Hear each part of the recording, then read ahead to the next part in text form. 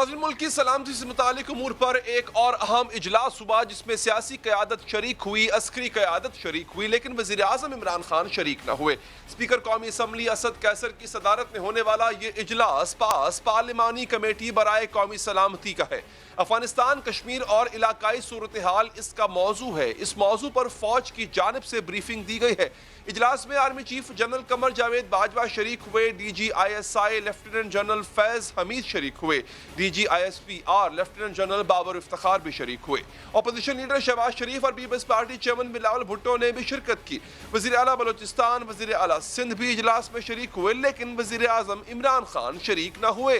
इजलास के शुरका को DGISI की जानिब से ब्रीफिंग दी गई। DGISI ने कश्मीर और अफगानिस्तान की हालिया सूरत हाल से मुतालिक बताया। अहम खारजा अमूर, दाखिली सलामती समेत अंदरूनी चैलेंजेस और खित्ते में तब्दीलियों पर ब्रीफिंग दी गई। ब्रीफिंग में बताया गया कि पाकिस्तान ने अफगान अमल में इखलास के साथ नहायत मस्बत और जिम्मेदाराना किरदार अदा किया। पाकिस्तान की भरपूर काविशों से अफगान धड़ों और मुतहारिब ग्रुपों में मुज़ाकरात की राह हमवार हुई।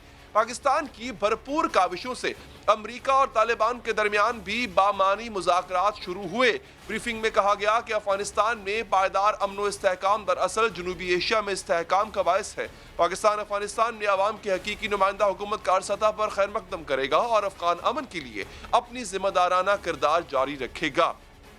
इजलास को ब्रीफिंग में मजीद बताया गया कि पाकिस्तान की सरजमीन अफगानिस्तान में जारी तनाज़े में इस्तेमाल नहीं हो रही। उम्मीद है अफगानिस्तान की सरजमीन भी पाकिस्तान के खिलाफ इस्तेमाल नहीं होगी। सियासी और पार्लिमानी क़यादत ने ब्रीफिंग पर इत्मीनान का इज़हार किया और कहा कि ऐसे इजलास कौमी अमूर पर इत्तफाक़ राय बनाने में अहम किरदार अदा करते हैं। सर, अभी तक की ब्रीफिंग कैसी रही है? बड़ी कॉम्प्रिहेंसिव। आपने क्या सवालात किए सर? देखिए, ये कैमरा में सारी गुफ्तगू हुई तो मैं तो वैसे तो सर आप मुतमईन हैं? ब्रीफिंग बहुत अच्छी कॉम्प्रिहेंसिव। ये इजलास खुश आइंद अस्करी क़यादत की जानिब से ब्रीफिंग काबिल तारीफ, अपोजिशन क़यादत की शिरकत भी बहुत मस्बत। लेकिन सवाल यह है कि इस इंतहाई अहम इजलास में मुल्क के वज़ीर आज़म क्यों मौजूद न थे? अगर वज़ीर आज़म कश्मीर अफगानिस्तान के मौजू पर कल कौमी असम्बली में गुफ्तगू कर सकते हैं तो इसी मौजू पर इजलास में शिरकत। हम तो चाहते हैं अमन हो, हम ना कोई स्ट्रेटेजिक डेप्थ चाहते हैं अफगानिस्तान में, हम ना कोई फेवरेट्स चाहते हैं, ना हम कोई पार्टीज को चूज करना चाहते हैं। जो अफगानिस्तान के लोग चाहते हैं हम उनके साथ हैं। तो हम पार्टनर्स इन पीस तो अमेरिका के साथ हो सकते हैं और हमेशा रहेंगे, हम पार्टनर्स इन कॉन्फ्लिक्ट नहीं हो सकते। जब तक हम हिंदुस्तान से डिप्लोमेटिक रिलेशनशिप बहाल नहीं होगी, जब तक जो 5 अगस्त के उन्होंने जो कदम उठाए वो वापस नहीं लेंगे, तब तक नहीं। नाज़रीन, ये कोई पहली बार नहीं कि इंतहाई अहम मौजू पर मुल्क की क़यादत का इजलास हो और वज़ीर आज़म इसमें शिरकत न करें। जब गिलगित बल्तिस्तान को सूबा बनाने के लिए सियासी इत्तफाक़ राय की ज़रूरत पड़ी, तब भी वज़ीर आज़म ने सियासी क़यादत से मुलाकात न की और आर्मी चीफ और DGISI को अपोजिशन की क़यादत से मिलना पड़ा। इसी तरह जब मार्च 2020 में कोरोना पर पार्लिमानी रहनुमाओं का इजलास हुआ तो भी वज़ीर आज़म इमरान खान उठकर चले गए। इस पर शहबाज शरीफ और बिलावल भुट्टो ने वॉकआउट भी। ये संजीदगी है वज़ीर आज़म की के तारीख की सबसे बड़ी वबा ने पाकिस्तान को हिट किया है और इतना भी एहसास नहीं कि वो ऑपोजिशन की बातें मुशावरत। आज हम कुछ सियासत करने तो नहीं आए थे। We are sorry, we are going to back to walk out. I am sorry. जब हम आहंगी पैदा करने का मौका हो, वज़ीर आज़म गायब हो जाते। गुज़िश्ता रोज़ उन्होंने कौमी इजलास में शिरकत की, तकरीर भी की, लेकिन हम आहंगी के इस मुजाहरे के लिए भी पहले एक बंदोबस्त किया गया था। जी, आज स्पीकर्स ऑफिस में मीटिंग हुई थी। वहाँ पे PTI के सीनियर लोग बैठे थे। हमने वहाँ पे 2 टोक अंदाज में कहा था। उन्होंने हमें कहा कि जी लीडर ऑफ द अपोजिशन की तकरीर जो है वो जिस दिन तय हुआ उसके बाद उन्होंने तकरीर की है 2.5-3 घंटे की, तो हमने सुनी है। तो आप भी वज़ीर आज़म की तकरीर सुने। हमने कहा कि जी वो अपनी बात करें, हम सुनेंगे, वो अपनी पॉलिसीज़ के ऊपर बात करें, हम सुनेंगे। लेकिन अगर उन्होंने हमारी लीडरशिप को जो है वो बुरा भला कहना है तो फिर वो नहीं सुनेंगे और ना हम तकरीर करने देंगे। तो ठीक है, आज उन्होंने उसकी पासदारी की है। आज कौमी सलामती की इंतहाई अहम मीटिंग और इससे वज़ीर आज़म के गायब होने पर बात करेंगे lieutenant general retired Amjad Shoaib साहब से। शुएब साहब, बहुत शुक्रिया। सर, ब्रीफिंग होनी चाहिए, सब ने उसको मस्बत कदम करार दिया, मगर वज़ीर आज़म साहब का ना होना सियासी क़यादत के साथ ब्रीफिंग में, आपको नहीं लगता ये जो उनकी गैर हाजिरी है इसके असरात होंगे? नहीं, دیکھیے جی اس بات پہ تو کوئی انکار نہیں کر سکتا کہ پولیٹیکل گیدرنگ ہو اور پارلیمنٹیرین موجود ہوں تو وزیر اعظم کو ضرور جانا چاہیے. اس سے ایک اچھا میسج جاتا ہے, آپس کی آپ کی انڈرسٹینڈنگ بہتر ہوتی ہے. بعض کوشچن بعض ان کے اوپر شکوک و شبہات جو اپوزیشن کے ہیں یا دوسرے پولیٹیشینز کے ہیں, پرائم منسٹر اس کو خود جواب دیتے ہیں. تو یہ میں سمجھتا ہوں ہمیشہ سے ہمارے یہ سسٹم میں پرابلم رہی ہے کہ پرائم منسٹر یوزلی ہیزیٹنٹ رہے ہیں, وہ نہیں آتے رہے. نواز شریف صاحب کا بھی تھا اسی طرح, بڑے کم ہوتے تھے وہ. اور عمران خان تو بالکل ہی اپوزیشن کے ساتھ بہت ہی کم انٹریکشن کرتے ہیں. تو یہ بات آپ کی درست ہے کہ بہت بہتر ہوتا اگر وہ شامل ہوتے, خود پیش ہوتے, خود اس میں بیٹھتے, وہ بہت بہتر ہوتا, اس کا اچھا میسج جاتا ہے. ٹھیک جنرل صاحب, اب ہمارے کیا معاملات ہیں افغانستان کے ساتھ؟ کچھ معاملات ایسے ہیں جو کہ اب لگ رہا ہے کہ اس پہ پاکستان کا کردار اہم ہونے جا رہا ہے, مگر سر امریکہ کو ایبسولوٹلی ناٹ کہنے سے قومی حمیت میں تو اضافہ ہوا, اس میں کوئی شک نہیں, ہم کسی کی ہائیڈ گن نہیں ہے. مگر سر اس میں کہیں نہ کہیں امریکہ کے ساتھ دشمنی مول لینے کا عنصر پایا جاتا ہے, اور خبریں یہ بھی ہیں کہ جو ادارہ ہے, عسکری ادارہ, وہ اس کے حق میں نہیں ہے کہ ہم اتنا بلیٹنٹلی کھل کے ایبسولوٹلی ناٹ کہیں. تو سر اس پر کیا اپروچ پائی جاتی ہے پرائم منسٹر صاحب کی اور جی ایچ کیو کی؟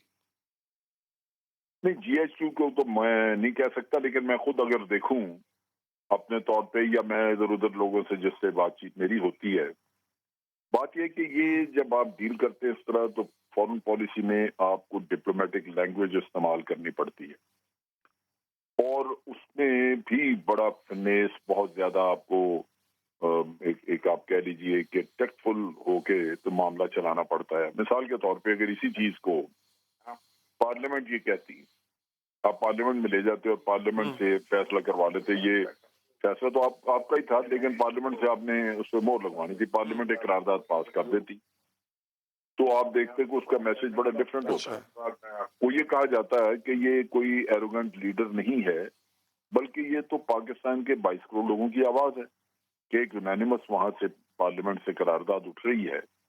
تو یہ پیپلز ریپرزینٹیٹو جو کر رہے ہیں یہ تو ان کو ریپرزینٹ کر رہے ہیں اپنے عوام کو, تو اس کے لیے ایک بڑا سیدھا سا میسج ہوتا ہے کہ بھئی واقعی یہ کام پاکستان کے عوام کرنا نہیں چاہتے, ہمیں پاکستان کے اوپر دباؤ نہیں ڈالنا چاہیے کیونکہ پبلک نہیں چاہ رہی ان کی.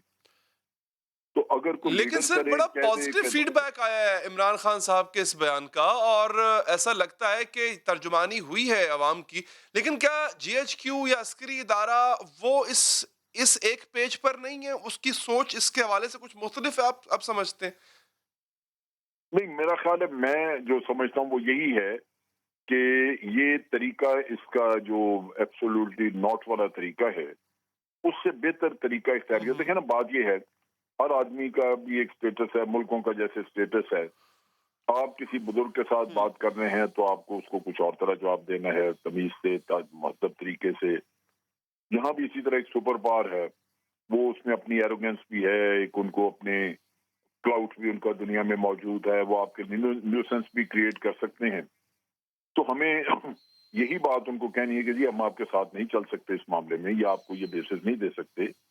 تو اس کے کہنے کا طریقہ لیکن نسبتاً جنرل صاحب دیکھیں, ہمیں اگر ہم دیکھیں امریکہ کو ہم نے ڈپلومیٹک زبان استعمال کرنی چاہیے تھی, مگر بارہا متعدد موقعوں پہ, یہ اوباما کے دور میں بھی ہوا, ٹرمپ کے دور میں بھی ہوا, شاید بائیڈن کے دور میں بھی ہو جائے, کہ ہمیں کہا گیا کہ ہم دہشت گردی کو سپورٹ کرنے والا ملک, ہم چیٹر ہیں, ہم دوغلے ہیں, ہم وکٹ کی دونوں سائڈوں پہ کھیلتے ہیں, ہم پیسہ لے کے اس پیسے کو ہضم کر جاتے ہیں, ڈاج کرتے ہیں. یہ ڈپلومیٹک لینگویجز نہیں تھی سر, مگر ہم پہ یہ الزام براہ راست ان کی قیادت نے لگائے. تو آپ کو نہیں لگتا کہ تھوڑا بہت جواب ہماری طرف سے بھی چلا جائے تو اس میں کوئی برا نہیں؟ لیکن وہ جواب دینے کا وقت تھا نا جب نہیں دیا آپ نے. جب ٹرمپ نے کہا تھا تو اس وقت پرائم منسٹر نے ایک ٹویٹ کی تھی جو خاصی سخت تھی. ٹرمپ نے جب یہ کہا تھا کہ ان کو اتنا پیسہ دیا اور انہوں نے یہ کام نہیں کیا, تو پرائم منسٹر نے اس وقت اس کے ٹویٹ کے جواب میں ٹویٹ کیا تھا. لیکن یہ کہ اس وقت آپ اگر سخت لینگویج بھی استعمال کرتے تو کوئی حرج نہیں تھا, کیونکہ آپ کو آپ کی عزت نفس کو چیلنج کیا گیا تھا. لیکن یہاں پہ سر اب کیوں نہیں کر سکتے, اب وقت کیوں نہیں ہے؟ اب وقت اس لیے نہیں کہ آپ کو کوئی کسی نے سخت لینگویج استعمال نہیں کی.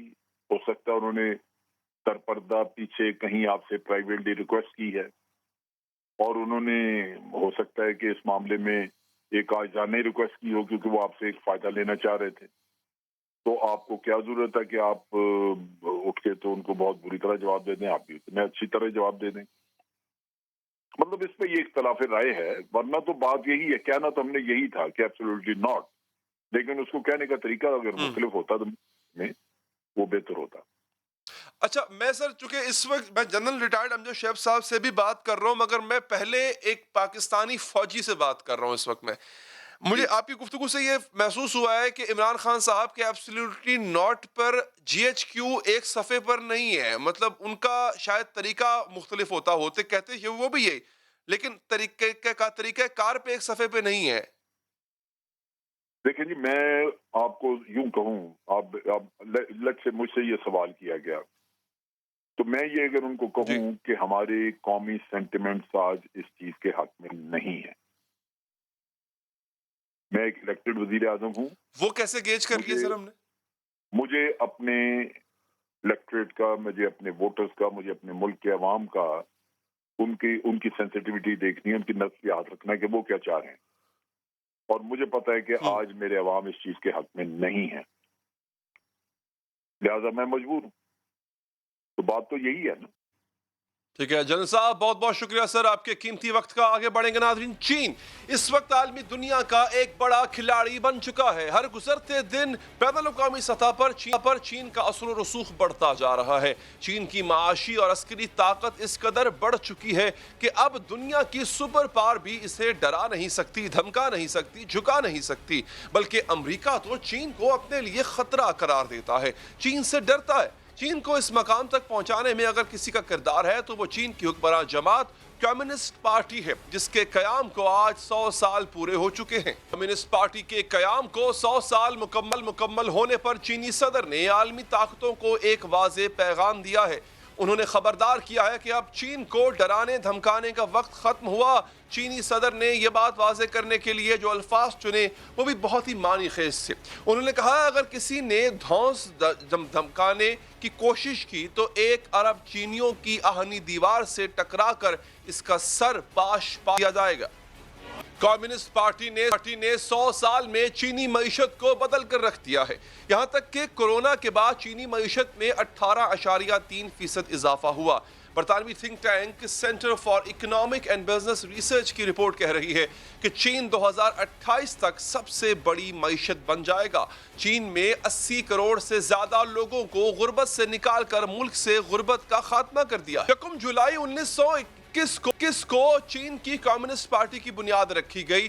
1 اکتوبر 1949 کو چین میں خانہ جنگی کا خاتمہ ہوا اور چینی کمیونسٹ پارٹی کے لیڈر ماؤ زے تونگ نے عوامی جمہوریہ چین کے قیام کا اعلان کیا. اقتدار میں آنے کے بعد ماؤ زے تونگ حکومت نے صنعتوں پر قبضہ کیا. چین کی زرعی معیشت کو صنعتی معیشت میں بدلنے کی کوشش کی, لیکن چین کی معیشت کو صنعتی بنانے کی کوشش بری طرح ناکام ہوئی, جس کی وجہ سے چین کو بدترین قحط کا سامنا کرنا پڑا. 1959 سے لے کر 1961 تک 1 کروڑ سے 4 کروڑ افراد ہلاک ہوئے.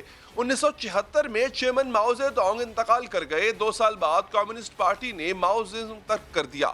ڈینگ یاؤ پینگ کی قیادت میں اصلاحات اور نئے آغاز کی پالیسی لائی گئی. مارکیٹ پر حکومت کی اجارہ داری ختم کی گئی تو مقابلے بازی اور مسابقت کا رجحان پیدا ہوا. چینی معیشت کو ترقی دینے کے لیے 4 جہتی پروگرام شروع کیے گئے, جس کے تحت زراعت, صنعت, قومی سلامتی اور سائنس اور ٹیکنالوجی پر کام کیا جانا تھا. کسانوں کو خود اپنی زمین پر کھیتی باڑی کی اجازت ملی, جس سے معیار زندگی بلند ہوا اور خوراک کی کمی بھی دور ہوئی. مارکیٹ پالیسی تبدیل کی گئی. چین کو عالمی مارکیٹ اور غیر ملکی سرمایہ کاری کے لیے کھولا گیا. معاشی انقلاب نے چینی شہریوں کی زندگیاں بدل دی. چین کے موجودہ صدر شی جن پنگ نے کرپشن کے خلاف زیرو ٹالرنس پالیسی اپنائی. 14 سال میں 13,40,000 لوگوں کو کرپشن پر سزائیں دی گئیں. شی جن پنگ 1 بیلٹ 1 روڈ کا منصوبہ لائے جو کئی ممالک کے درمیان معاشی شاہراہ بنے گا. नाज़रीन, वन बेल्ट वन रोड मंसूबे से चीन 60 से ज़ायद ममालिक के साथ तिजारती सतह पर जुड़ जाएगा। 2013 में इस मंसूबे का इफ्तिताह हुआ। ये मंसूबा 3 बरे-आज़मों पर फैला है और दुनिया की 60% आबादी को आपस में जोड़ेगा और इसके जरिए चीन मुस्तकबिल की वाहिद सुपर पावर रह जाएगा। बेल्ट वन रोड मंसूबा कई ममालिक की माशी शहरा बनने जा रहा है। चीन पाकिस्तान के साथ भी इक़्तिसादी राहदारी के मंसूबे पर काम कर रहा है, जिसके तहत सिर्फ सड़कें ही नहीं बनाई जा रही बल्कि पाकिस्तान के तूलो अर्ज में तवानाई के मंसूबे भी लगाए जा रहे हैं और रेल का नेटवर्क भी मजबूत किया जा रहा है। जैसे जैसे चीन माशी और सियासी ताकत बनता जा रहा है, वैसे वैसे अमेरिका के भी चीन के हवाले से खदशात बढ़ते जा रहे हैं।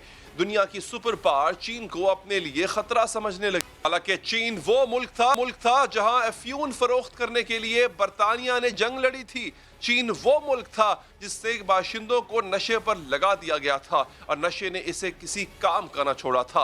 और जब इस मुल्क के शहंशाह ने नशे पर पाबंदी लगाने की कोशिश की थी तो इसके खिलाफ जंग छेड़ दी गई थी। आज वो मुल्क दुनिया की बड़ी माशी ताकत बन चुका है, अमेरिका तक को पीछे छोड़ने जा रहा है और इसके लिए कम्युनिस्ट पार्टी ने अपना किरदार अदा किया है। अब बात करते हैं नाज़रीन लोड शेडिंग पर। एक वक्फे के बाद पूछेंगे कि लोड शेडिंग जो कि इससे पिछली हुकूमत में खत्म हो चुकी थी, ऐसे कौन सा जिन है जो बोतल से बाहर आ गया है और अब काबू में नहीं आ रहा।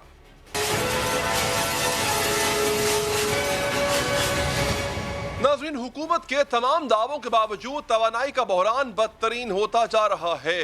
हुकूमत पूरे मुल्क में 10 से 12 घंटे बिजली की गैर एलानिया लोड शेडिंग करने जा रही है, बल्कि कर रही है। बिजली का शॉर्टफॉल मुसलसल बढ़ रहा है। पावर डिवीजन का कहना है कि इस वक्त मुल्क में बिजली की तलब 25,000 मेगावाट है, जिसके मुकाबले में बिजली की मजमूई पैदावार सिर्फ 19,000 मेगावाट है, यानी 6,000 मेगावाट का शॉर्टफॉल आ चुका है। और बिजली की गैर एलानिया बंदिश की वजह से पूरा मुल्क सख्त परेशानी का शिकार है। बिजली के इस बहरान ने अवाम को माजी की याद दिला दी है, जब पीपल्स पार्टी की हुकूमत ने पूरे मुल्क में हर घंटे के बाद 1 घंटे के लिए बिजली जाया करती थी। हम रोड पे निकलते नहीं है, इस चीज़ को हम बर्दाश्त कर रहे हैं और कब तक बर्दाश्त करते रहेंगे। हम जब तक बोलेंगे नहीं तो कुछ भी नहीं हो सकता। इस वक्त लोड शेडिंग कराची में 6-6 घंटे 7-7 घंटे चल रहा है, ये तो नाजायज है। 2.5-3 घंटे लोड शेडिंग है, बहुत तंग किया हुआ है। अब यकीन करेंगे थोड़ी देर बाद टिपिंग, इतनी ज़्यादा टिपिंग होती है ना, वो गायब होती है तो बस वो गायब ही हो गई। माशिफ दौर में लोड शेडिंग का नाम ही नहीं था, लेकिन अब हालात जो चल रहे हैं, गर्मियों में जैसी गर्मियाँ शुरू हुई हैं, दिन में 5 घंटे 6 घंटे 7 घंटे 8-8 घंटे जो है ना लोड शेडिंग हो रही है। तकरीबन 10-10 घंटे बंद हो रही है, तो इसकी जिम्मेदार तो गवर्नमेंट ही बनती है। बहुत मुश्किल पेश आ रही है। लाइट 1 घंटा जा रही है, 1 घंटा आ रही है। जब लाइट नहीं होगी तो कोई कारोबार नहीं होगा, तो इसलिए हमारी पाकिस्तान में मैशियत भी इसी लोड शेडिंग से बड़ी डाउन हो रही है। 24 घंटों में 12 घंटे बिजली होती है, 12 नहीं होती। हम जब से यहाँ पे होश संभाल चुके हैं, हम तो हर जगह लोड शेडिंग दे रहे हैं, पूरे पाकिस्तान में देख रहे हैं। इमरान खान साहब से उनको अपना तो पता नहीं होता, तो ये जो वजारत बिजली और पानी का जो उन्होंने वजीर रखे हुए हैं, उनसे पूछ लें कि भाई ये 8-8 घंटे की जो लोड शेडिंग हो रही है वो किस खाते में हो रही है। अगर आपकी टीम के अंदर बंदी गलत चूज़ें हो गई हों तो ये फिर ना लोड शेडिंग ठीक होगी, ना पानी के मसले ठीक होंगे, ना जो गैस के मसले आजकल हो रहे हैं वो ठीक होंगे। हमारे इलाके में लाइट जो बहुत ज़्यादा बंद हो रही है, रात को जो है ना लाइट तकरीबन ज़्यादा बंद हो रही है। 8 से 10 घंटे की लोड शेडिंग हो रही है डेली बेसिस पे। हमारा ताल्लुक जो है सेटेलाइट टाउन ब्लॉक 2 से। हमारे इलाके में 12 से 14 घंटे दिन में लोड शेडिंग है। हमारे इलाके में इस टाइम इस शदीद गर्मी में 12 से 14 घंटे लोड शेडिंग होती है। एक जानिब पूरा मुल्क शदीद गर्मी में लोड शेडिंग के अजाब में मुब्तला है, लेकिन दूसरी जानिब हुकूमत की जानिब से कहा जा रहा है कि बिजली की सूरत हाल मामूल के मुताबिक है। वज़ीर आज़म के मुआवन खुसूसी बराए तवानाई ताबिश गौहर का कहना है कि लोड शेडिंग तो सिर्फ इन इलाकों में की जा रही है जहां बिजली चोरी। हालांकि हकीकत इससे मुख्तलिफ है। हकीकत यह है कि गुज़िश्ता 1 माह से तवानाई का बहरान चल रहा है। इस हवाले से वफाकी वज़ीर तवानाई हम्माद अज़हर ने आज भी कहा है कि LNG टर्मिनल की तामीर, तरबेला डैम में पानी की कमी से बाज़ पावर प्लांट्स पूरी सलाहियत से नहीं चल रहे, इसीलिए बाज़ फीडर्स पर लोड शेडिंग की जा रही है। हम्माद अज़हर ने उम्मीद भी जाहिर की है कि पीर से बिजली की सूरत हाल मामूल पर आना शुरू हो जाएगी, क्योंकि अगले हफ्ते तक मुल्क में LNG की फराहमी बहाल हो जाएगी और तरबेला डैम से भी बिजली की पैदावार बढ़ने की उम्मीद है। गुज़िश्ता माह 9 जून को भी हम्माद अज़हर ने अपने वीडियो पैगाम में यही उम्मीद दिलाई थी कि बिजली का शॉर्टफॉल आरजी है, 48 घंटों में सूरत हाल मामूल पर आ जाएगी। کیپیسٹی ہمارے پاس ضرورت سے زیادہ ہے اور پورا سال رہتی ہے. 3 سے 4 دنوں کے اندر تربیلا ڈیم کی تمام 3000 میگا واٹ بجلی واپس آ جائے گی. اور اس کے علاوہ کچھ ہمارے ٹیکنیکل آؤٹیجز ہوئے ہیں, اس پہ انشاءاللہ تعالیٰ 1 سے 2 دن میں ہم قابو پا لیں گے. لیکن حماد اثر کے 48 گھنٹے ابھی تک پورے ہونے میں نہیں آ رہے, بلکہ بجلی کا بحران بڑھ کر تشویشناک حد تک آگے بڑھ چکا ہے. حالیہ بحران کی وجہ تربیلا ڈیم کی کم پیداوار کے علاوہ پاور سیکٹر کو گیس سپلائی کی بندش بھی ہے. پاکستان میں گیس کے 2 میں سے ایک اینگرو LNG ٹرمینل سالانہ مرمتی کاموں کی وجہ سے بند ہے, جس کی وجہ سے 650 ملین کیوبک فٹ یومیہ گیس کی کمی کی وجہ سے بجلی کی پیداوار میں کم از کم 4000 میگا واٹ کمی ہو چکی ہے. جبکہ تربیلا ڈیم سے بھی بجلی کی پیداوار میں 50% کمی ہو چکی ہے, جس کے بعد مجموعی طور پر 7500 میگا واٹ بجلی سسٹم سے نکل چکی ہے. وفاقی وزیر حماد اظہر کا کہنا ہے کہ بجلی کی کمی کو دیگر ذرائع سے پورا کرنے کی کوشش کی جا رہی ہے. صورتحال سے نکلنے کے لیے حکومت کے پاس فرنس آئل سے مہنگی بجلی بنانے کے علاوہ اور کوئی راستہ نہیں ہے, اسی لیے حکومت فوری طور پر فرنس آئل منگا رہی ہے. دوسری جانب اپوزیشن اس صورتحال کو مکمل طور پر حکومت کی نااہلی قرار دے رہی ہے. سابق وزیر خزانہ مفتاح اسماعیل کہتے ہیں کہ گیس ٹرمینل چلانے والی کمپنی 1 سال سے مرمتی کام کا کہہ رہی ہے, لیکن حکومت نے اسے اجازت نہیں دی اور اب 4 گیس فیلڈز کو ایک ساتھ مرمتی کاموں کے لیے بند کر دیا گیا. اسی صورتحال پر مزید بات کرتے ہیں ہمارے نئے وزیر مملکت برائے اطلاعات فاروق حبیب صاحب. فاروق صاحب شکریہ آپ کے وقت کا. سر مان لیا کہ نون لیگ کے گورنمنٹ میں جو کچھ ہوا غلط ہوا, اس سے پہلے جو کچھ ہوا وہ چور ڈاکو لٹے دے تھے, سب کچھ مان لیا, لیکن سر ایک چیز تو اچھی ہوئی تھی, وہ تھی لوڈ شیڈنگ کا خاتمہ. لیکن آپ کے دور میں وہ خاتمہ بھی کہیں کام کا نہ رہا, بلکہ لوڈ شیڈنگ دوبارہ واپس آ گئی. سر یہ کیسے ہوا؟ دیکھیں یہ لوڈ شیڈنگ کا جو معاملہ ہے اس کے پیچھے کچھ ٹیکنیکل ایشوز ہیں. 2 وجوہات ہیں جو اس کی اپ فرنٹ کے اوپر ہیں. ایک تو جو ہے جو ہماری سکردو والی سائیڈ ہے, یہاں پر ہماری جو گلیشیئر میلٹنگ ہے وہ اس طریقے سے نہیں ہوئی جس طریقے سے ہر سال ہوتی تھی. گرمی اتنی زیادہ نہیں پڑی, لہٰذا جو تربیلا کے اندر 4 ٹربائنز ہیں, اس ٹائم 2 ٹربائنز کام کر رہی ہیں, اور پانی کا جو لیول یہاں پر 180 کیوسک ہوتا ہے ڈیلی, وہ آج 97 سے اب دوبارہ بحال ہو کے 140 تک آ چکا ہے. اور یہ وجہ ہے کہ وہاں پر ٹربائن 3 ٹربائن 4 نہیں چل رہی, جو آئندہ آنے والے کچھ دنوں کے اندر پانی کے لیولز اگر اسی طرح بڑھتے رہے تو یہ پوری بجلی اس سسٹم کے اندر آ جائے گی. دوسری اس کی وجہ ہے جو ہمارے RLNG کے پلانٹس ہیں, جو PMLN نے معاہدہ کیا تھا RLNG کا قطر کے ساتھ, اس میں 2 بار 15 سال میں ڈرائی ڈاک ہونا ہے. وہ ڈرائی ڈاک کی وجہ سے جب ایک شپ مینٹیننس کے لیے گیا ہے تو اس کی جگہ دوسرا شپ جب آ کے لگتا ہے تو وہ 5-6 دن لگتے ہیں شپ چینج کرنے کے اندر. اس وجہ سے RLNG کی سپلائی میں کمی آئی ہے. وہ شپ لگ چکا ہے, کل سے اس سے 15 سے 20% گیس بحال ہونا شروع ہو جائے گی, اور آئندہ آنے والے چند دنوں کے اندر جو گیس کا شارٹ فال ہے وہ پورا ہو جائے گا, اور بجلی پوری جو ہے وہ سسٹم کے اندر آ جائے گی. یہ وقتی طور کے اوپر جو ہے وہ بجلی کے شارٹ فال کا سامنا ہے, جس کے اوپر جو ہے وہ قابو پا لیا جائے گا. اچھا, لیکن سر یہ جو مرمت کا کام بتایا جا رہا ہے جیسے کہ یہ دونوں چیزیں جو ہیں وہ ہمارے کنٹرول کی نہیں ہیں. اچھا نہیں سر, دیکھیں کنر پساکی جو سندھ میں ہے آپ کی گیس فیلڈ, ایک تو وہاں پہ مرمت کا کام ہو رہا ہے, پھر یہ آپ کا جو اینگرو کا ٹرمینل ہے, اینگرو LNG ٹرمینل, یہاں بھی مرمت کا کام ہو رہا ہے. اب اس میں کہا جا رہا ہے کہ اینگرو خاص طور پہ 1 سال سے آپ کو کہہ رہا ہے کہ جناب ہمیں مرمت کرنی ہے اور ہمیں بتائیے, اور 1 سال, اور خاص طور پہ جو سردیوں کا ٹائم ہوتا ہے, جب پیک سیزن نہیں ہوتا, جب کھپت بہت کم ہوتی ہے, وہ بہترین ٹائم ہوتا ہے مرمت کرنے کا. تو سر یہ اپوزیشن بھی کہہ رہی ہے کہ تب کیوں نہیں کروائے گی مرمت, خاص طور پہ ان 2 گیس فیلڈز میں؟ دیکھیں علی, پہلا تو جو اینگرو کا ہے وہ RLNG کا ہے. جو آپ بات کر رہے ہیں KPD کی بات آپ کر رہے ہیں, KPD کی جو گیس کی فیلڈ کی مرمت تھی وہ سکیجولڈ تھی, اور وہ ڈرائی ڈاک کے ساتھ پہلے تھی. وہ آج جو ہے وہاں سے 80% گیس جو ہے وہ سسٹم کے اندر آ چکی ہے, 20% مکمل بھی آ جائے گی. لہٰذا اس کی مینٹیننس کا جو اپوزیشن کی طرف سے شور ڈالا جا رہا تھا اس کے اندر تو کوئی سچائی نہیں ہے, وہ سسٹم کے اندر آ چکی ہے. جو ہماری لوکل گیس پروڈیوس ہو رہی ہے اسی کو ہم نے ڈائیورٹ کر دیا ہے اپنے پلانٹس کی طرف سے. ہم اس کا آلٹرنیٹ پلان بھی ہم نے بنائے رکھا ہے. جہاں تک اینگرو کی بات ہے تو یہ ہمیشہ آپ ذہن میں رکھیں کہ اس کے ایکسٹینشن پیریڈز بھی ہوتے ہیں, اور وہ یہ وہی ایکسٹینشن پیریڈ چل رہا تھا، اور یہ سسٹم کے اندر ان بلٹ ہے.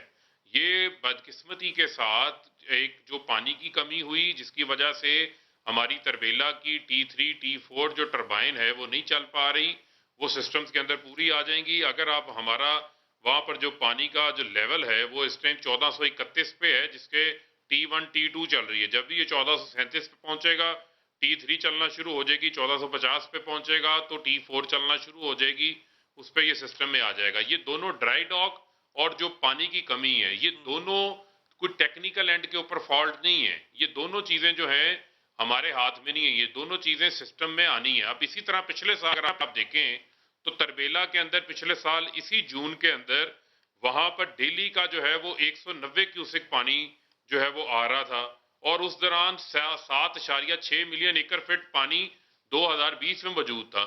آج تربیلا کے اندر 2.6 ملین ایکڑ فٹ پانی موجود ہے. تو یہ موسمیاتی تبدیلی کا بھی ایک اثر ہے، یہ اس کا بھی امپیکٹ ہے. لیکن الٹیمیٹلی جو ہے وہ ہم نے اس کا آلٹرنیٹ سولوشن بھی تیار کیا ہے، اس کے اوپر بھی چلا رہے ہیں. جہاں تک رہ گئی بات ہماری مینجمنٹ کی، تو ہماری مینجمنٹ اس حوالے سے جو ہے وہ بہت بہتر ہے. کہاں PMLN ایک سال میں 35 لاکھ ٹن فرنس آئل چلا رہی تھی، جو ہم اسے کم کر کے 4 لاکھ ٹن کے اوپر لے آئے ہیں. 2017-2018 میں PMLN نے یہ RLNG کے پلانٹس کمیشنڈ ہونے کے باوجود 20% فرنس کے اوپر بجلی پیدا کر رہے تھے. مہنگی بجلی تھی، ہم 3% فرنس کے اوپر پیدا کر رہے ہیں. اور پھر سوال یہ اٹھے گا کہ آج اگر دیا میر بھاشا ڈیم، مومن ڈیم، داسو ڈیم آج سے 20 سال پہلے بنا لیے گئے ہوتے تو آج ہمیں نہ تو یہ مہنگی بجلی کا مسئلہ ہوتا، نہ ہمیں شارٹ فال کا سامنا ہوتا جو آج ہم بنا رہے ہیں. آپ نے فیکچول بات کی ہے کہ کہاں جو ہے وہ اتنی مہنگی بجلی بن رہی تھی فرنس آئل پہ اور کہاں اسے کم کر کے لے کے آ گئے. سر جب 20% فرنس آئل پہ بن رہی تھی نون لیگ کے دور میں، لیکن بجلی تب بھی سستی تھی. سر آپ اگر اسے کم کر کے لے کے آئے ہیں، لیکن آپ کے دور میں بجلی اتنی اس سے کئی گنا مہنگی ہو چکی ہوئی ہے، اور سیکولر ڈیٹ بھی بڑھتا جا رہا ہے، سیکولر ڈیٹ بھی نیچے نہیں آ رہا. یہ کیا ہو رہا ہے؟ علی بھائی اس پہ بھی حقائق سامنے رکھتے ہیں. دیکھیں، جو عوام کو ہم نے ایجوکیٹ کرنا ہے، اور آپ بھی اس کو سٹڈی کریں، تھوڑا ڈیپلی سٹڈی کریں. جو ہم نے بجلی گھر لگائے ہیں، جو IPPs لگائے ہیں، یہ ٹیک اور پے کے اوپر لگائے ہیں. یعنی اگر آپ بجلی کارخانہ چلے نہ چلے، آپ نیشنل گرڈ بجلی خریدے نہ خریدے، آپ نے کیپیسٹی پیمنٹس دینی ہے. اب آپ مجھے یہ دیکھیں کہ PMLN کے دور میں جو کیپیسٹی پیمنٹس تھی 2013 میں وہ 230 ارب روپیہ تھی، 2018 میں 400-450 ارب تھی. وہ اب ہمارے دور میں بڑھ کے وہ کیپیسٹی پیمنٹس، کیونکہ وہ پلانٹ سسٹم میں آتے جا رہے ہیں، وہ بڑھ کے آج 1000 ارب ہے، اور 2023 تک ہم نے 1500 ارب روپیہ کیپیسٹی پیمنٹس میں ادا کرنا ہے. یا نالی یہ نہیں، نہ ہٹکری لگے نہ پھٹکری لگے، نہ گلاس توڑا کچھ کھایا پیا کچھ نہیں، گلاس توڑا 12 آنے، وہ ہمارے ذمہ لگ گئے ہیں. کیونکہ یہ جو پلانٹس لگا کے گئے ہیں وہ مکمل ہوتے جا رہے ہیں، وہ کمیشنڈ ہوتے جا رہے ہیں، ان کی کیپیسٹی پیمنٹس بھی ہمارے گلے پڑے ہوئے ہیں. آج ہم نے IPPs کے ساتھ ری نیگوشیٹ کیا، 50 IPPs کے ساتھ. جو لوکل انویسٹر تھا وہ ڈالر میں پروفٹ لے رہا تھا، اس کا ڈالر کا پروفٹ ختم کیا. ان کے ساتھ بیٹھ کے دوبارہ ری نیگوشیٹ کیے، ہم نے قوم کا 750 ارب روپیہ سیو کیا ہے. یہی جو ہم پلانٹس لگانے جا رہے ہیں، جو آپ نے یہ فرنس پہ ہم نے کم کیا، اس سے ہم نے 500 ارب روپیہ سیو کیا. اگر ہم یہ اقدامات نہ کرتے تو آج اس سے زیادہ بجلی مہنگی ہوتی. ہم تو جو چاہ رہے ہیں عوام کے اوپر بوجھ کم سے کم پڑے. IMF کے ساتھ کیا مریم اورنگزیب کے بیان ہے کہ آپ مہنگا ترین فرنس آئل خرید رہے ہیں.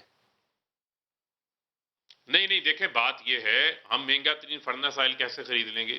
جو انٹرنیشنل مارکیٹ میں امپورٹ ہوتا ہے، پاکستان میں تو بنتا نہیں ہے فرنس آئل.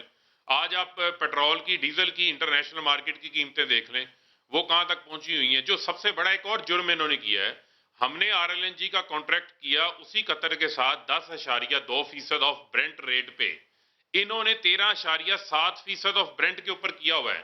پاکستان کی 70% گیس وہ آتی ہے RLNG کی، جو ان کا کیا گیا 15 سال کا معاہدہ ہے. 30% ہم سپاٹ پرائس کے اوپر لیتے ہیں. آج سپاٹ پرائس بھی آج موجودہ حالات کے دوران جو ہے وہ مہنگی ہے. اور جو ہمارا معاہدہ جنوری 2022 سے شروع ہونے جا رہا ہے، اس سے آپ دیکھیں گے کہ قوم کا 500 ارب روپیہ ہم نے سیو کیا ہے. اور یہی جو انہوں نے لگائے تھے سولر کے، آپ کو پتہ ہے کتنے روپے یونٹ پہ لگائے ہوئے ہیں؟ 20 روپے 25 روپے یونٹ پہ. ہم نے جو سولر کے معاہدے کیے ہیں یہاں پر وہ 6 روپے کے اندر کیے ہیں. یہ ہر طرح سے آ کے ہمارے ساتھ مناظرہ کر لیں. جس کا دل کرتا ہے ٹی وی کے اوپر آ جائے, مفتاح شاید خاقان آ جائے, ہماری انرجی کی ٹیم آ جائے گی. وہاں پر ان کے پاس کرنے کو کوئی بات نہیں ہے, کیونکہ جو سب سے بڑا ظلم یہ کر کے گئے ہیں کہ اس ملک میں جو مومن ڈیم ہے اس کی جو پلان تھا وہ 1960 کے اندر کیا گیا تھا, لیکن آج عمران خان بنا رہا ہے, 35% کام مکمل کیا ہے. داسو ڈیم عمران خان بنا رہے ہیں, 4500 میگا واٹ کا دیا میر بھاشا ڈیم عمران خان بنا رہے ہیں. بجٹ کے اندر پیسے بھی اس کے لیے رکھے گئے ہیں. دنیا جو ہے وہ گرین فائنینسنگ عمران خان کے کہنے کے اوپر کر رہی ہے ڈیمز کے اوپر, کیونکہ انہیں پتا ہے کہ یہ سنجیدہ ہیں. نہ صرف ڈیم سے سستی بجلی بنے گی بلکہ آپ کو وافر پانی دستیاب ہوگا جس سے آپ اپنی ایگریکلچر لینڈ کو کلٹیویٹ کر سکیں گے, لوگوں کو پینے کا صاف پانی دستیاب ہوگا, کلین انرجی بنے گی. اب آپ کوئلے سے بجلی بنا رہے ہیں, آپ فرنس سے بنا رہے ہیں, ڈیزل سے بنا رہے ہیں. آپ دیکھیں کہ آپ کا انوائرمنٹ کا کیا حال ہوا. دنیا کلین انرجی کی طرف آ گئی ہے, ہم نے وہی ایسی چیزیں لگا دی پکڑ کے جلد بازی کے اندر کے کمیشنز کی وجہ سے, کک بیکس کی وجہ سے, جس کا ہمیں نقصان اٹھانا پڑا ہے. ٹھیک ہے, بہت بہت شکریہ آپ کا فاروق حبیب صاحب, آپ نے وقت دیا, بہت شکریہ. ایک وقفہ لیتے, وقفے کے بعد آپ کو بتاتے ہیں کہ ایک ایسا بل پارلیمنٹ میں پاس ہوا ہے کہ جس کے بعد گھریلو تشدد کے قوانین میں مزید چیزیں ایڈ ہو گئیں. ہم پوچھیں گے اور آپ کو بتائیں گے بھی صحیح کہ کیا واقعی اس بل کے بعد گھر بنیں گے یا مزید ٹوٹیں گے. اس وقفے کے بعد ناظرین, گھریلو تشدد کو روکنے کے نام پر مختلف قوانین بنائے جا رہے ہیں. اب والدین کے لیے بچوں کو ڈانٹ ڈپٹ اور روک ٹوک کرنا ممکن نہیں رہے گا. میاں بیوی کے معمول کے جھگڑے بھی اب قانون کے کٹہرے میں نمٹائے جائیں گے. نافرمانی کے باوجود بھی والدین پٹائی تو دور کی بات ہے, بچوں سے باس پرس تک نہیں کر سکیں گے, کیونکہ قومی اسمبلی اور سینٹ سے گھریلو تشدد کے خلاف ایسا قانون منظور کیا جا چکا ہے جو پاکستان کی معاشرتی اور ان کے دیگر حقائق سے خاصا مختلف ہے. منظور کیے گئے قانون کے مطابق ہر قسم کے جسمانی, ذہنی, جذباتی اور مالی استحصال کو گھریلو تشدد قرار دیا گیا ہے, اور گھریلو تشدد کی نوعیت کیا ہوگی وہ بھی اس قانون میں بتائی گئی ہے.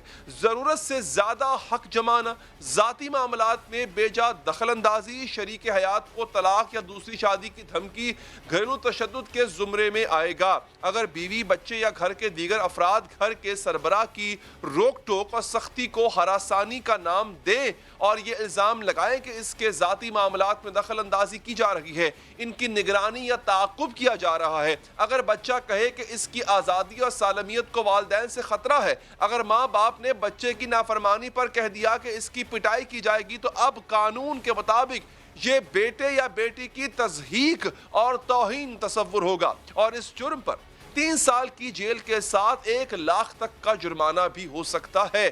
ماں یا باپ کو بازو یا پاؤں میں نگرانی کی خاطر GPS کڑا پہنایا جا سکتا ہے یا گھر سے نکالا جا سکتا ہے.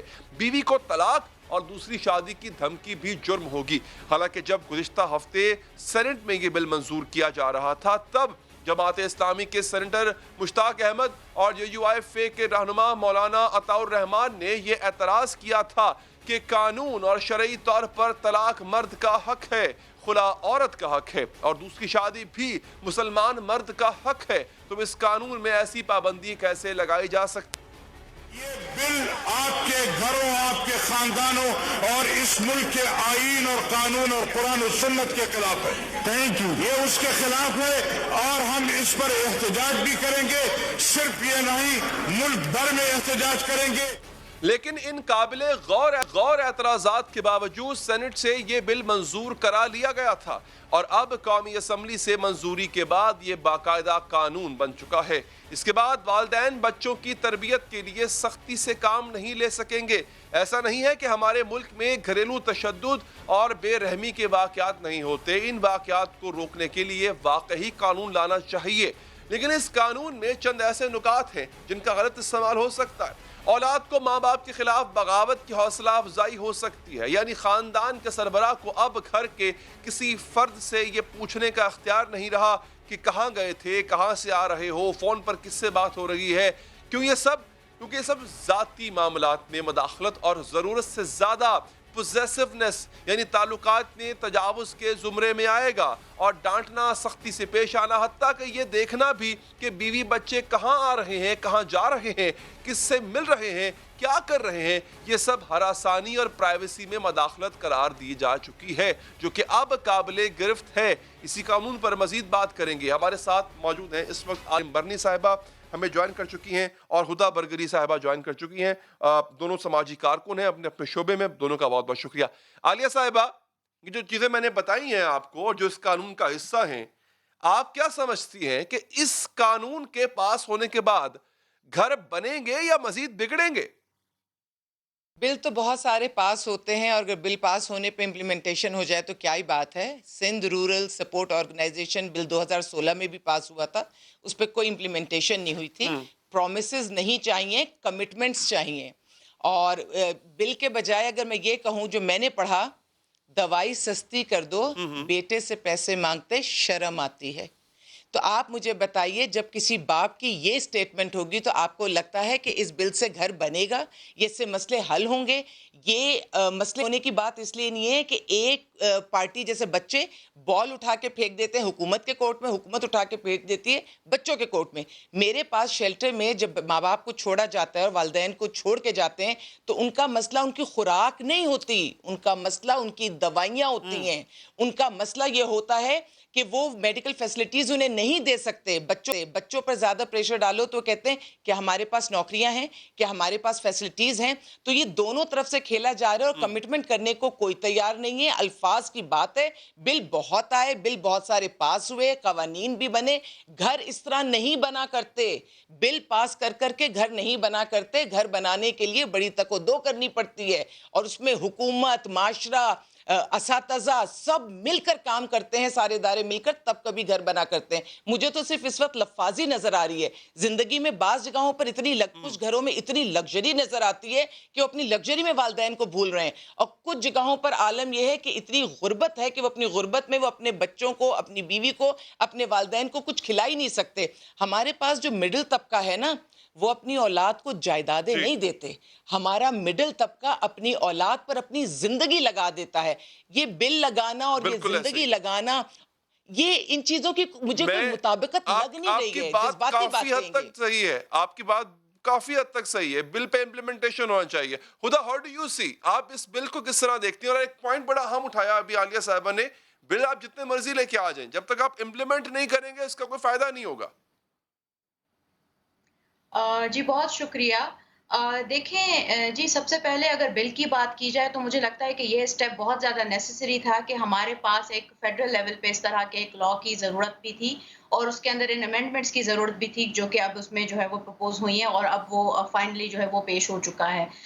ज़रूरत इसलिए है क्योंकि डोमेस्टिक वायलेंस जो है, जिसकी कई इकसाम हैं, कई हैं, जिसमें मेंटल टॉर्चर भी आता है, फिजिकल अब्यूज़ भी आती है, जिसमें इवन इकोनॉमिक एम्पावरमेंट या इकोनॉमिक जो फैसिलिटीज़ हैं ख़वातीन की, वो तक महदूद कर दी जाती हैं। इस तरह के जो एक मेंटल एंड फिजिकल जो टाइप्स ऑफ वायलेंस है या अब्यूज़ है, उसकी रोकथाम के लिए इस तरह के लॉ का बनना और पेश होना मेरे ख्याल से एक बहुत ही ज़्यादा इम्पोर्टेंट जो एक स्टेप है, जो कि अप्रिशिएट करना चाहिए। लेकिन मैं इस बात पे भी बहुत ही ज़्यादा जो है वो फोकस करना चाहूँगी और मुझे लगता है कि बात इस पे होने की ज़रूरत है, वो ये है कि आप लॉज कितने भी बना दें, क्योंकि हमारे पास लेजिस्लेशन बहुत ज़्यादा हो चुकी है। सिंध में आपको पता है कि लेजिस्लेशन जो है ख़वातीन के जो राइट्स हैं, स्पेसिफिकली ये जो डोमेस्टिक वायलेंस है उसके ऊपर भी हो चुके हैं। There are other provinces as well where this legislation जो है that is available, but the issue is कि जब तक हमारे पास एक सोसाइटल लेवल के ऊपर पेट्रियार्की को एज एन इशू नहीं समझा जाएगा, पिदर शाहाना रवैया जो भी हैं उनको अगर एक मसला नहीं समझा जाएगा और instead of blaming the woman या ब्लेमिंग द विक्टिम, इस बिल के अंदर सिर्फ खवातीन का जिक्र तो नहीं हो रहा होता। बिल्कुल, इस बिल के अंदर सिर्फ खवातीन पे डोमेस्टिक वायलेंस का जिक्र नहीं हो रहा। बिल्कुल ऐसा ही है, इसमें बच्चों का भी जिक्र है, इसके अंदर वल्नरेबल ग्रुप्स का भी जिक्र है, जिसके अंदर ट्रांसजेंडर भी आ जाते हैं, जिसके अंदर अदर वल्नरेबल जब पीपल विद डिसेबिलिटी वल्नरेबल अंदर आएंगे। तो मेरे ख्याल से ओवरऑल अगर देखा जाए तो, लेकिन बेशक आपको अगर ये लगता है कि वल्नरेबल ग्रुप हो या बच्चों के ऊपर जो तशद्दुद होता है वो पिदरशाही की वजह से नहीं होता, तो ये एक इंतहाई गलत एक सोच है। ایسا بالکل بھی نہیں ہے. The violence کی جو اس کی جو روٹ ہے that is in the patriarchy, that is in the very patriarchal mindset, and this is how it is done. یہ اپنے پاور کو assert کرنے کے لیے چلیں میں اس پہ ایک پوائنٹ لے لوں, عالیہ صاحبہ کا کوئک پوائنٹ لے لوں. عالیہ صاحبہ یہ جو بل ہے یہ پیٹریارکی کو روکے گا, پدر شاہی کو روکے گا. Do you agree with it?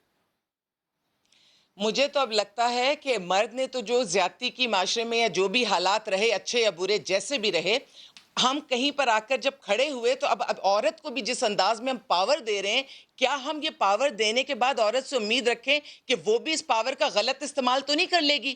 کہیں ایسا تو نہیں ہوگا کہ جب عورت کے پاس اختیارات آ جائیں گے تو وہ اس میں جو مرد اور عورت کا مقابلہ کر دیا گیا, ان کو آمنے سامنے کھڑا کر دیا گیا, اب اس کے ذہن میں پچھلی ساری باتیں آئیں گی, گھومیں گی وہ ساری زیادتیاں, اور پھر وہ سوچے گی کہ اب کیونکہ میں پاور میں ہوں تو میرے ساتھ جو کچھ ہوا ہے میں اس کا بدلہ لوں. دیکھیے عورت اور مرد کو اس انداز میں الگ الگ نہ لیں. ڈومیسٹک وائلنس میں مرد اور عورت اور بچے اور بزرگ اور ماں باپ سب ایک ساتھ ایک ہی کشتی کے سوار ہیں. کشتی پار لگے گی تو ساتھ لگے گی, اور کشتی ڈوبے گی تو سبھی ڈوبیں گے. لیکن مجھے ایسا اندازہ ہوتا ہے کہ جب بھی ہمارے یہاں ڈومیسٹک وائلنس کی بات ہوتی ہے, عورت کو مظلوم بنا کر الگ کر دیا جاتا ہے, مرد کو مظلوم بنا کر الگ کر دیا جاتا ہے. دونوں کو ایک ساتھ لے کر چلنا چاہیے, ان میں کوئی بھی مظلوم نہیں ہے. جہاں جس کا جیسا داؤ چل رہا ہے اس وقت معاشرے میں, ہر ظالم مظلوم پر ظلم کرنے کو تیار ہے. اب وہ ظالم مرد بھی ہو سکتا ہے, وہ ظالم عورت بھی ہو سکتی ہے. مرد کا مسئلہ یہ کہ کیونکہ فزیکلی وہ اسٹرانگ ہے, اس کی چیزیں نظر آ جاتی ہیں, لیکن عورت کا جو طریقہ کار ہے وہ کئی دفعہ سوسائٹی کو نظر نہیں آتا. یہ بات میں بہت زیادہ تکلیف سے اس لیے کہہ رہی ہوں کیونکہ میں نے عورت کو اس وقت سوسائٹی میں جو رول پلے کرتے ہوئے میں دیکھ رہی ہوں, جو میرے معاشرے کی بہترین عورتیں ہیں. یہ بہترین عورتیں وہ ہیں جو اس معاشرے, اس نظام کو, اس گھر کو, اپنے ساس سسر کو بھی سنبھالتی ہیں, اپنے بچوں کو, شوہر کو, سب کو سنبھالتی ہیں, اور وہ اپنے اوپر, میں ظلم برداشت کرنے کی بالکل قائل نہیں ہوں, ظلم کے خلاف سب سے پہلے آواز اٹھانے والی میں ہوں, لیکن ایک عورت کے اندر جو کیپیسٹی ہے نا, ایک برداشت کی کیپیسٹی, وہ مرد میں بھی ہونی چاہیے. اللہ نے دونوں کو حکم دیا ہے, دونوں میں ہونی چاہیے, لیکن اگر ایک صلاحیت عورت میں زیادہ جس سے میرا معاشرہ کسی حد تک بچا ہوا ہے. آپ کو پوائنٹ آ گیا. خدا اس پہ کوئکلی رسپونڈ کرتے ہیں, وقت بہت کم ہے, پلیز. دیکھیں جی, میں اس پہ یہی کہوں گی کہ یہ جو برداشت کا کانسیپٹ ہے نا, اسی وجہ سے آج تک اس ملک سے وائلنس جو ہے نا وہ ختم نہیں ہوا. ٹھیک ہے, ہم جو ہے وہ گلوریفائی کرتے ہیں عورت کی برداشت کو. ہم چاہتے ہیں کہ ہم گلوریفائی کرتے ہیں کہ کسی بھی طرح سے وکٹم کے اندر وہ جذبہ آئے, وہ جو ہے ہمت آئے کہ وہ جو ہے نا وہ تمام اس کے اوپر جو مظالم ہوتے ہیں وہ ان کو فیس کر لے, اور ہمیں ایک ہیروئن کی شکل میں ہمیں ایک رول ماڈل مل جائے کہ ہاں ہمیں تو اس طرح کی عورت جو ہے نا وہی ٹھیک لگتی ہے. اور مجھے معاف کیجیے گا, میں اس بات سے بالکل بھی جو ہے وہ سہمت نہیں ہوتی. ہاں, بہت ہی کوئی 1% آؤٹ آف 100 جو ہے کوئی ایسی خواتین ہوتی ہوں گی جو کہ اس پاور کا استعمال کرتی ہوں گی, لیکن معاف کیجیے گا, کسی بھی اوپریسڈ انسان کو صرف اسی لیے رائٹس زیادہ نہ دینا صحیح بالکل نہیں ہوگا کہ کیا پتا کہ وہ آگے جا کے اپنے جو ہے تمام اپنے ساتھ ہوئی زیادتیوں کا جا کے بدلہ لے گا. آئی ایم سوری, اگر یہ ہوتا تو پھر جس کا قتل ہو جاتا ہے تو پھر جس کا جو مظلوم ہے تو پھر اس کے ساتھ بھی اس طرح سے جو ہے اس کے بارے میں بھی ہمیں ایسے سوچنا چاہیے. So I really I am sorry, I do not understand. یہ بہت ہی ایک کمپلیکس قسم کا ہے کہ یہ اب تو پھر اس طرح کے. ٹھیک ہے, خدا بہت بہت شکریہ آپ کے وقت کا. عالیہ صاحبہ آپ کے وقت کا بھی بہت بہت شکریہ. پروگرام کا وقت یہاں پر ختم ہو جاتا ہے, دیجیے اجازت, اللہ نے کے بعد.